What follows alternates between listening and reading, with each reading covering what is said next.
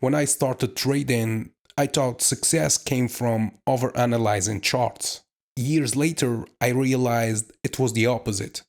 That's why I built this strategy. So, guys, try to keep it simple, don't overuse indicators, and avoid too much price action. This strategy is a proof that simple is better. Every time I open a trade, it's a win.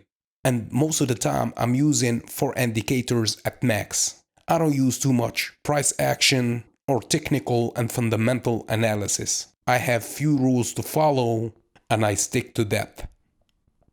Yeah, so if you want to learn my strategy, the first episode is free at learnthestrategy.com/free. Link in the description or in the bio.